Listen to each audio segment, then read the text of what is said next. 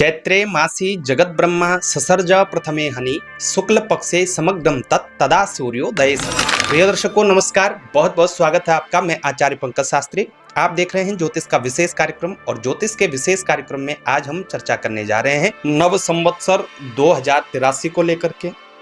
कब से शुरू होगा नव संवत्सर, 19 मार्च या 20 मार्च। इसके साथ ही चैत्र वासंत नवरात्रि कब से प्रारंभ होंगी, कब आपको घट स्थापना करनी चाहिए, कब माँ भगवती का पूजन करना चाहिए, यदि आप 9 दिन उपासना करते हैं, नवरात्रि के 9 दिन व्रत करते हैं तो व्रत आपको कब से प्रारंभ करना चाहिए, इन सभी बातों की चर्चा इस वीडियो के अंतर्गत करते हैं।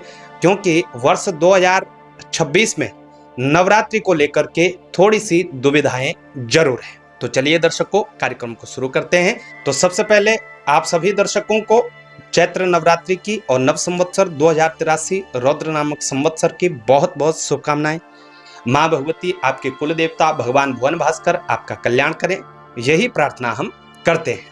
प्रिय दर्शकों, ब्रह्म पुराण के अनुसार चैत्र शुक्ल प्रतिपदा को सूर्य उदय के समय ही ब्रह्मा जी ने इस सृष्टि की रचना की थी। इसके अलावा सतयुग का आरंभ भी इसी दिन से हुआ था, ऐसा हमारे शास्त्रों का मत है और हम सबकी मान्यता है। इसी महत्व को समझकर भारत के महामहिम सार्वभौम सम्राट विक्रमादित्य जी ने भी अपने संवत्सर का आरंभ लगभग आज से 2100 वर्ष पूर्व चैत्र शुक्ल प्रतिपदा के दिन सूर्य उदय के समय को ही माना था। और इसी प्रमाण के अनुसार चैत्र शुक्ल पक्ष प्रतिपदा के दिन संवत्सर का प्रारंभ माना जाता है। तिथि निर्णयकार ने भी यही कहा है कि चैत्रे शुक्ल प्रतिपदा वत्सरारंभ तत्रोदय की तिथि ग्राह्या। लेकिन कभी कभी ऐसी भी सिचुएशन बन जाती है जब हमें प्रतिपदा तिथि ही प्राप्त नहीं होती है। जैसे कि वर्ष 2026 के भीतर विक्रमी संवत 2083 की स्थिति है कि इस वर्ष शुक्ल प्रतिपदा तिथि का क्षय है। प्रिय दर्शकों, हमारे सनातन धर्म में हर कार्य के लिए एक तिथि का चुनाव है और उसी तिथि के अकॉर्डिंग वो कार्य करना चाहिए उस समय के अनुसार। जैसे कि देव कार्य के लिए नवरात्रि, शिवरात्रि इत्यादि जो भी हमारे प्रमुख त्योहार हैं, उन त्योहारों के लिए उदय व्यापनी सूर्य उदय के समय जो तिथि होगी उस तिथि के अनुसार ही हमें वो कार्य करने चाहिए देव कार्यों के लिए। वहीं पितृकर्म के लिए मध्य व्यापनी तिथि या दोपहर के समय मध्यकाल की जो तिथि होती है उस तिथि को ग्रहण किया जाता है। अब स्थिति तब बदलती है जब कोई भी तिथि, इसी वर्ष की तिथि को देख लीजिए, प्रतिपदा जो तिथि है 19 मार्च को सूर्य उदय के बाद स्टार्ट हो रही है और 20 मार्च को सूर्य उदय से पहले ही समाप्त हो रही है। अब दोनों ही दिन सूर्य उदय के समय प्रतिपदा तिथि पहली तिथि नहीं है, पड़वा नहीं है, तो ऐसी सिचुएशन में तिथि का क्षय हो जाता है, तो उस तिथि की मान्यता रद्द हो जाती है। लेकिन ये जो तिथि है चैत्र मास शुक्ल पक्ष प्रतिपदा तिथि, ये अपने आप में बहुत महत्वपूर्ण तिथि है, स्वयं सिद्ध मुहूर्त वाली तिथि है, यहां से संवत्सर आरंभ होता है। तो कभी ऐसी सिचुएशन हो जाए तो उसके लिए भी हमारे शास्त्रों ने निर्देश दिए हैं और हम सबको शास्त्रों का अवलोकन कर उन्हीं के मार्ग पर चलना चाहिए। सबसे पहले हम इस वर्ष की तिथि को देखें तो प्रिय दर्शकों, इस वर्ष विक्रमी संवत 2083 चैत्र शुक्ल प्रतिपदा जो तिथि है वो 19 मार्च 2026 गुरुवार को सूर्य उदय के बाद लगभग 6:53 से प्रारंभ हो रही है।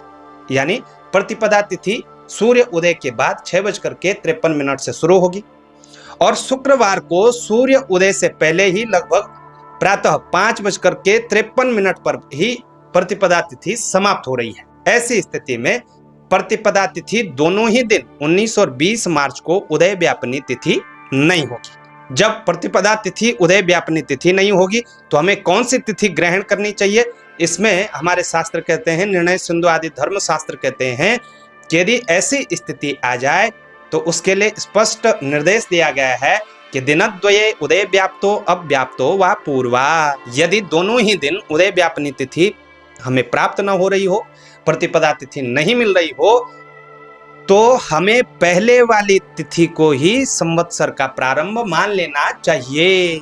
किस दिन मान लेना चाहिए? पहले वाले दिन, जिस दिन सूर्य उदय के बाद से जुड़ रही है उसी दिन को हमें संवत्सर का प्रारंभ मान लेना चाहिए।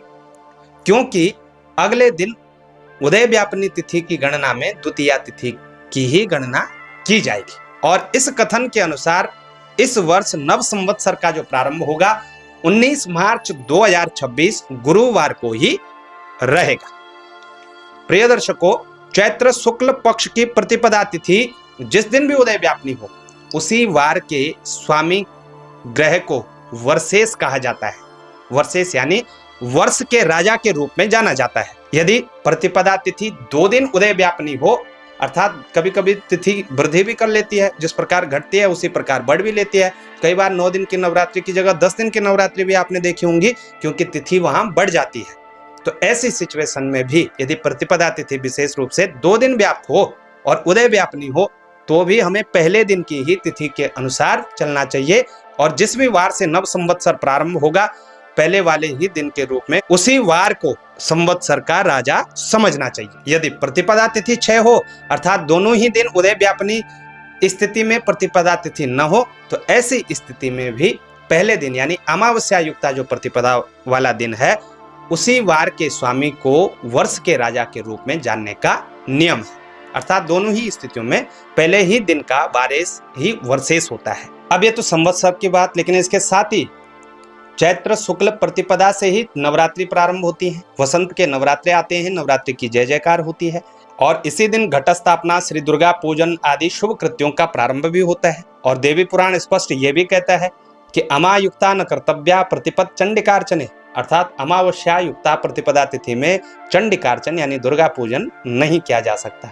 परंतु प्रतिपदा तिथि का यदि क्षय हो जाए, आपकी भाषा में बोलें तो प्रतिपदा तिथि गल जाए या दूसरे दिन एक मुहूर्त से भी कम हो, ऐसी स्थिति में अमावस्या युक्ता प्रतिपदा के दिन ही घट स्थापन और दुर्गा पूजन करने के लिए भी शास्त्र निर्देश देते हैं। और शास्त्र का ही वचन है कि मुहूर्त मात्रा कर्तव्या द्वितीयायां गुणान्विता।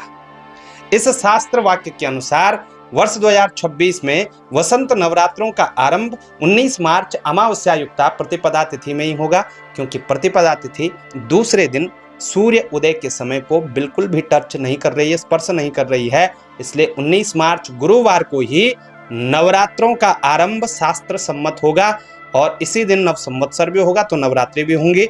इसी को परिभाषित करके धर्म सिंधु का भी यही मत है कि यदि प्रतिपदा तिथि क्षय होने की स्थिति में अथवा सूर्य उदय के अनंतर एक मुहूर्त से कम हो, तो उसे त्याग करके अमावस्या युक्ता प्रतिपदा तिथि को ही ग्रहण कर लेना चाहिए। तो सभी शास्त्रों का निचोड़ और निष्कर्ष यही निकलता है, इस वर्ष 19 मार्च 2026 को ही चैत्र नवरात्रों का आरंभ मान लेना चाहिए और इसी दिन 19 मार्च को ही अभिजित मुहूर्त में संवत्सर पूजन, घट स्थापन, माँ दुर्गा का पूजन, पंच देवताओं का पूजन या अपने कुल देवताओं का पूजन आदि करना शुभ होगा। दिल्ली एनसीआर में जो अभिजित मुहूर्त का शुभ समय रहेगा 19 मार्च 2026 का 12:05 से लगभग 12:55 मध्याह्न काल का रहेगा, यानी दोपहर के समय का। तो इसी समय आप घट स्थापन कर सकते हैं और माँ भगवती का पूजन इत्यादि भी प्रारंभ कर सकते हैं। यही शुभ मुहूर्त रहेगा। और यदि आप अन्य अपने क्षेत्र का अभिजित मुहूर्त का समय जानना चाहते हैं तो हमें कमेंट बॉक्स में अपने शहर का नाम लिख लीजिए, हम आपको वहीं आपके शहर का अभिजित मुहूर्त का समय बता देंगे। तो कैसे आपको ये जानकारी लगी हमें उसे बताएं। जानकारी अच्छी लगे शेयर जरूर करिएगा। चैनल पर नए हैं चैनल को सब्सक्राइब करना ना भूलेगा। ज्योतिष से रिलेटेड तमाम जानकारियों के लिए आप हमसे संपर्क कर सकते हैं। हमारे नंबर हैं और डिस्क्रिप्शन बॉक्स में भी आपको मिल जाएंगे। इन नंबरों पर आप संपर्क कर सकते हैं। एक बार फिर से आप सभी को नवरात्रों की ढेर सारी शुभकामनाएं। प्रिय दर्शकों, नवरात्रि नव संवत्सर 19 मार्च 2026 से ही स्टार्ट हो रहे हैं, प्रारंभ हो रहे हैं।